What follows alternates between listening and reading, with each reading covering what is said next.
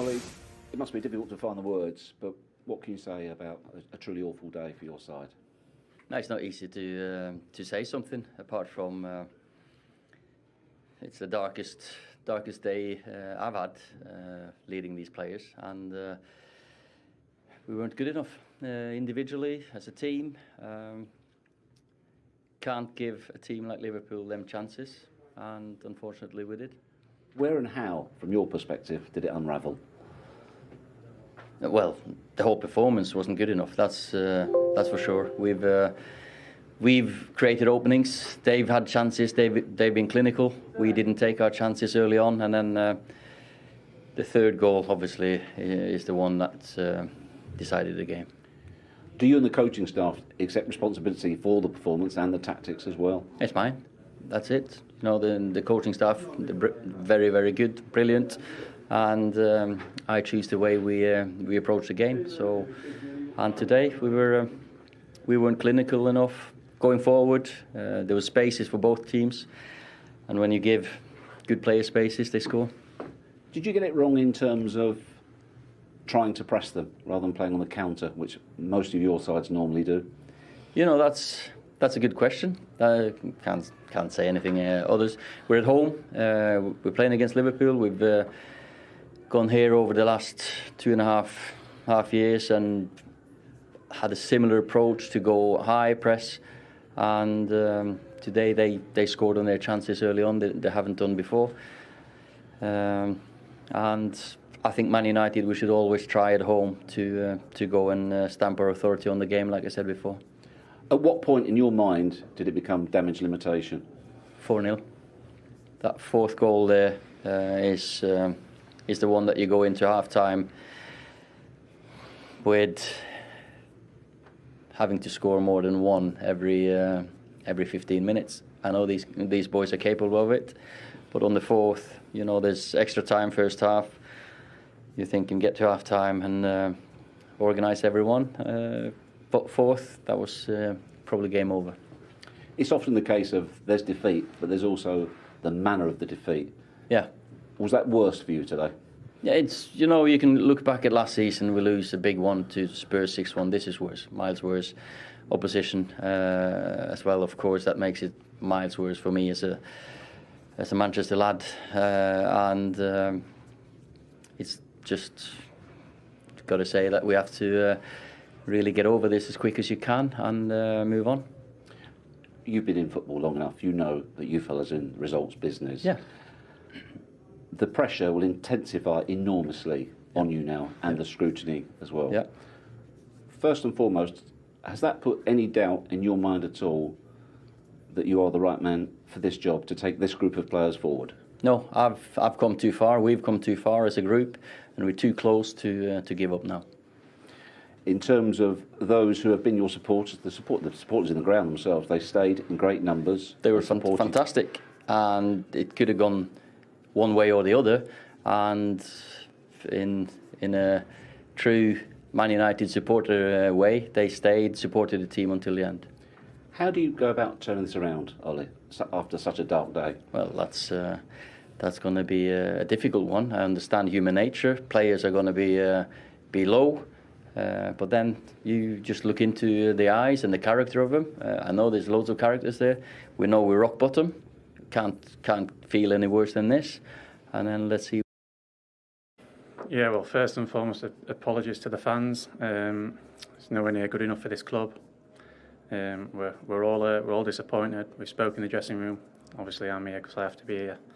But only real thing I've got to say is yeah, we apologise to the fans. It's nowhere near good enough. They stuck right with us, even coming off the pitch at 5-0 in the end. They're singing, and we appreciate that. But for us, as a club, we've got to do better. Why was it so bad? Well, I think in the first half it was too open. Look, I'm not here to analyse the game. Obviously, I'm so disappointed. We gave them too many chances. They was really clinical. We had a lot of chances ourselves, but defensively, I'm a defender first and foremost, and to concede 4.5 football, especially at Old Trafford, playing for this club, nowhere near good enough. The manager will come under huge pressure after this result. Do the players have to accept their part of the responsibility for the result as well? Yeah, of course. As a player, I know myself. I'll be looking at myself. I'll be looking at my individual performance, and then as a team, I'm the captain of this club, so I lead the boys. And we've got to come together. We've got to stick together. There's no point in blaming people. We've got to look at each other. But look at yourselves. Most importantly, you go home tonight, you look at yourselves. You look at yourself in the mirror and think what you can do better. And it's not about looking elsewhere and blaming others. As a group of players, just how damaging is today? How much does it hurt? And how can you turn it around? Well, of course, to lose to Liverpool in any game of football hurts. To lose for this football club hurts, no matter who you're playing. So Liverpool, obviously, the rivals, and the way that we lost the game, to be 4-0 down at half time in front of our fans, like I say, it's not good enough. Was it a case of damage limitation?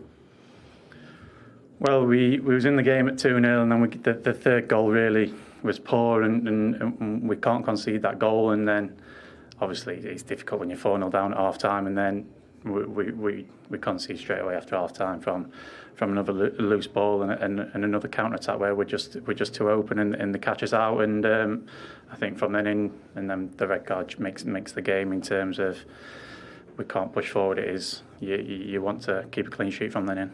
Is it too strong to say embarrassing? No, not really. I think, like I said, the term I'd use is not good enough. I think the group of lads in there, I look at them each day and every day in training, and they're doing everything they can. We're working as hard as possible, but at the moment it's not good enough. And I keep coming back to that phrase, but that's the only way I can put it. And like I said, I want to apologise to the fans, and we've got to look at ourselves, individuals. Final whistle. Been waiting for a long time. There it goes. Mo Salah's had a magic day, as have Liverpool. A hat-trick for the Egyptian. Liverpool were very, very good. Manchester United were terrible. Ole Gunnar Solskjaer will have all the questions to answer now, and maybe some from within the club where there has been something of a protective shield. But after some up and down results, this is humiliation. It's totally Liverpool's day at Old Trafford. They're already 7 points clear of Solskjaer's United, only 9 games gone. Domestically, their last 5 games have produced 4 defeats and a draw, 3 of them here to Villa, and now Liverpool plus West Ham in the Carabao Cup. There is talent at Old Trafford, but not the team.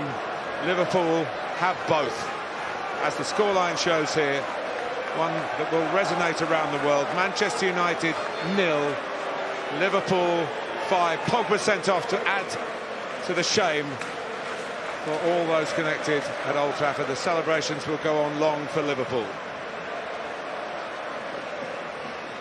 He looked shell-shocked, didn't he, Ole Gunnar Solskjaer? And well, he might. Still, a pretty good reception from the United fans, and you have to say the majority have stayed until the bitter end, putting themselves through what was such a turgid afternoon. Questions asked of Jurgen Klopp before the game today. Well, he might react like that because he made those changes. He talked about having to use his squad.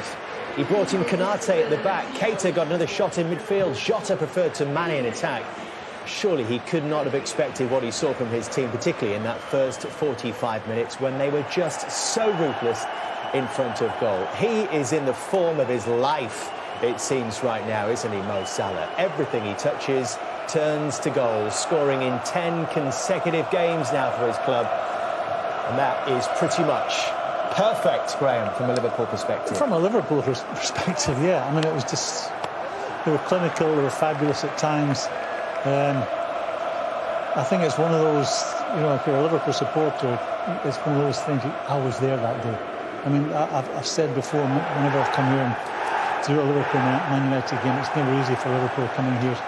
It certainly was today. You got a sense of that pretty early on today? Yeah, I just really fancy them. I just think United are vulnerable at this time. They're between two stools, not sure what direction they're going in. And that has to come down to the coaching staff and the manager, obviously. And I think we saw that today. I think, you know, several of the goals were caught between pressing and not pressing, and they really didn't have a game plan. I think for Liverpool, they were fabulous throughout. I think that started brilliantly, got their goals. Man United had a 20-minute period where they looked like they're going to try and get back into the game, nearly getting back into the game.